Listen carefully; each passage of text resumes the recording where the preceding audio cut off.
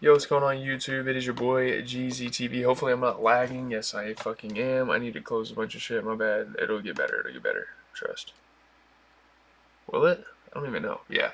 Game capture fucks my shit up every time, but I'm here to just talk about one game. Now, there was some really good basketball on tonight with the first games of the NBA playoffs taking place. I really just want to talk about Clippers and Nuggets, though. That was the most gripping game throughout. Like, obviously, Pistons Knicks was a pretty good game, really. It's just the Pistons kind of let it go in the last, 10 minutes of the game. But Clippers Nuggets, man, that was a phenomenal game through and through. So let's just get into it, man. Yeah, man. I'm going to be hyping this playoffs up throughout the days because I have so much hope for the playoffs this year. I have so much, I don't even know what to call it. Like, enthusiasm for it, excitement. Like, I think it's going to be really fucking good. So, but yeah. Clippers Nuggets, let's get into it. Russell Westbrook fuels the Nuggets comeback to edge the Clippers by 2 in the overtime of the team's NBA playoff opener.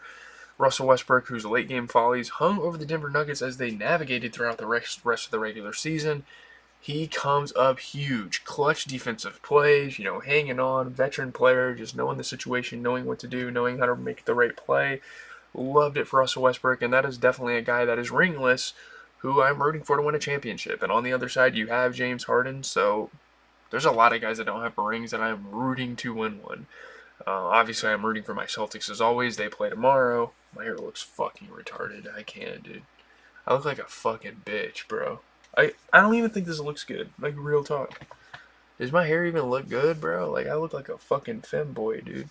But, Nuggets outlast the Clippers. They take game one. Crazy finish to the game. Just a crazy game overall. And again, we're going to get that a lot in the playoffs, especially this series. This is going to be one of the more interesting series in the entire playoffs.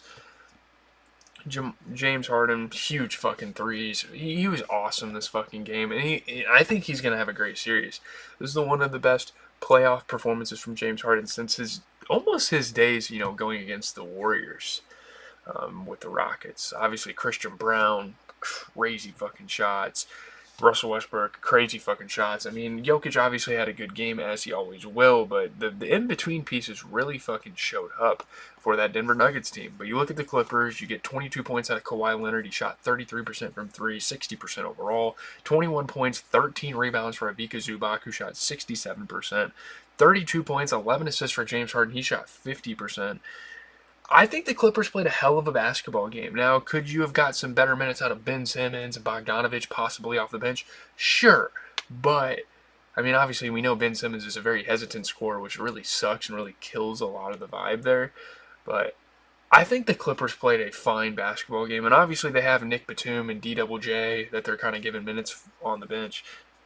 They couldn't have done a whole lot more. I think the Nuggets just played a really good game. 25 points out of Aaron Gordon. He shot 33% from three. 29 points, 12 assists for Nikola Jokic. He shot 50%. 21 points for Jamal Murray. Not the greatest shooting splits in the world, but he was still able to get it done. And, man, the Nuggets just won the fucking game. Plain and simple.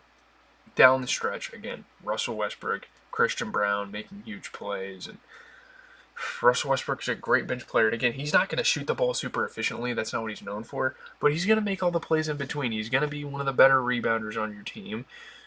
He's going to be a decent playmaker as well. He's going to play really good on-ball defense too. It's like, that's just what he does. And while not committing too many turnovers, again, like in the regular season where he had those late-game volleys that we were talking about, breaking open layups. We didn't see that in the playoffs. Russell Westbrook is locked in. He's looking to win his first championship. And that would be fucking awesome to see. A legacy run out of this guy to add to the Hall of Fame resume he already has. But we're going to get into the Sunday games, just kind of talk about some things. Grizzlies, Thunder, just kind of giving my series predictions. I have the Thunder winning this in about 5 games. The Grizzlies might sneak a game out. They might even get swept. I don't even know. Thunder are so fucking good. Magic, Celtics, I got the Celtics winning in 5 or 6. We'll have to see what happens. It just kind of depends on how Paulo Banchero plays. He usually plays really good against the Celtics, so we'll have to see. Heat and Cavs. I have the Heat making this actually a really good series. I think they lose in like 6 or 7 to the Cavs. I think the Heat, with how Tyler Hero is playing this year and with Andrew Wiggins coming to his own with his team, Bam Adebayo continuing to play consistent, and you have the supporting roles out of Kel'el Ware and guys like that. Even Duncan Robinson puts some pretty good minutes up off the bench. I think that he could take this to 6 or 7 games. Warriors Rockets, I think it's going to be a 6 game series, and honestly, I could see this going either way. I think it kind of depends on how well the inexperience of the Rockets plays, like how if they play like they do in the regular season, I think they can beat the Warriors in 6 games, maybe 5, but it's just the experience. Jimmy Butler and Steph Curry both been to the finals, and Steph Curry's won the finals multiple times. Same with Draymond Green and some of the core guys on that lineup. I think even Gary Payton was a part of the championship team. I don't know if Kuminga was there yet. He might have been, but so much experience on that side. It's all going to depend. I think Warriors Rockets will go to 6 games and will go either way. Again, Jalen Green, obviously a lot of question around him being a sort of inconsistent piece for the team. I think Alperen Sengun's going to have a field day. I will say. I think he's going to average like 20 and fucking 12 this series. It's going to be crazy.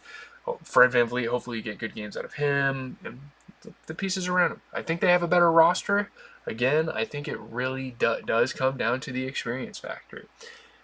The Warriors have so many veterans on the team. You look at that squad, and sure, they have their fair share of young guys. Like, Buddy Hield's even a veteran. And yeah, he hasn't made it far, but yeah, you have TJD, I get that, Jonathan Kuminga, you have Moses Moody, Gary Payton, Podziemski, Post, all sorts of guys like that. But I mean, even Kevon Looney has been a part of this Warriors team for some years now, so he knows exactly what's up. I think Gary Payton II might have been on that championship team. I might be wrong on that. He's been in the league for a very long time. Yeah, he went to the finals with that Warriors team, and granted, he hasn't really become a big player until that championship. But yeah, GP2's been in the league for a while. Jonathan Kuminga, let's see, when did he get drafted? He got drafted, I think, the year they won the championship.